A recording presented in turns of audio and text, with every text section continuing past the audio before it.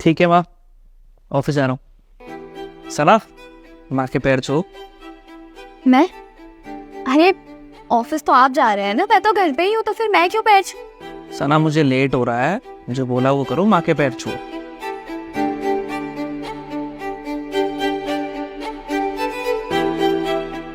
ठीक है। कैसे हुआ? सना, माँ के पैर छू। अरे सुबह तो मैंने पैर छुए थे ना जब तुम ऑफिस जा रहे थे, तो और बार बार क्यों छूने हैं पैर? सना, पैर छुओ माँ के।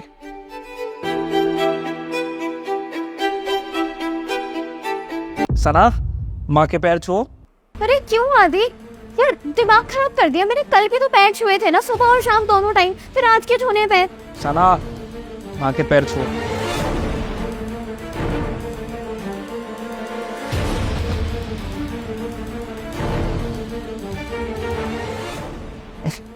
जीता रहा बेटा। सना, माँ के पाँव छुओ। आदि तुम पागल वागल हो गए हो क्या? अरे क्यों हर बार तुम जब भी माँ जी के पैर छूते हो तो मुझे कहते हो कि मैं भी उनके पैर छू? अरे तुम्हें ऑफिस जाना होता है, मैं तो घर पे रहती हूँ ना, फिर भी मुझे पैर छूने होते हैं। ऑफिस से वापस तुम आते हो और मैं घर पे ऑलरेडी माँ जी के साथ होती हूँ, फिर भी मुझे कहते हो कि मैं भी पैर छू। कोई कॉम्पिटिशन चल रहा है क्या कि जब भी तुम माँ जी के पैर छूओगे तो मुझे भी उनके पैर छूने होंगे? मुझे तो समझ नहीं आता कि आखिर ये सब है क्या। देखो आदि, मैं जिस फैमिली से आती हूँ ना, वहाँ मुझे ये सब नहीं सिखाया गया, लेकिन मुझसे ये सब नहीं हो सकता। मेरे घर वालों ने मुझे ये कहा है कि अगर हम किसी से प्यार करते हैं ना, किसी की इज्जत करते हैं, तो उनके लिए कुछ करना चाहिए जिससे उन्हें खुशी मिले और उन्हें अच्छा फील हो, ना कि ये कि उनके आगे हाथ जोड़ के बैठे रहो सारा दिन और पैर पकड़ के बैठे रहो उनके। मैं माँ जी से प्यार करती हूँ, उनकी इज्जत करती हूँ, लेकिन इसका मतलब ये नहीं है कि मैं सारा दिन उनके सामने हाथ जोड़ूं, उनके पैर पकड़ के बैठूं। और तुम मुझे रीजन बताओ, बार बार क्यों बोलते हो मुझे पैर छूने के लिए? आखिर वजह क्या है? अब बेटा शांत हो जा, मैं तुझे बताती हूँ कि ये बार बार तुझे पैर छूने के लिए क्यों कहता है। दरअसल बेटा तुझे पता ही होगा कि तेरी शादी से पहले मैं और आदि अकेले रहते थे, और बेटा जब हम अकेले रहते थे ना तो आए दिन हम दोनों में कलेश होता रहता था, बिना बात के बहसबाजी होती रहती थी। और बेटा तुझे पता है इसी के चलते हम दोनों कभी कभार एक हफ्ता, कभी कभी एक महीना हम दोनों बात नहीं करते थे आपस में। और तो ही बता मुझे, जब एक माँ से उसका बच्चा बात नहीं करता तो क्या उसकी माँ खुश होती है?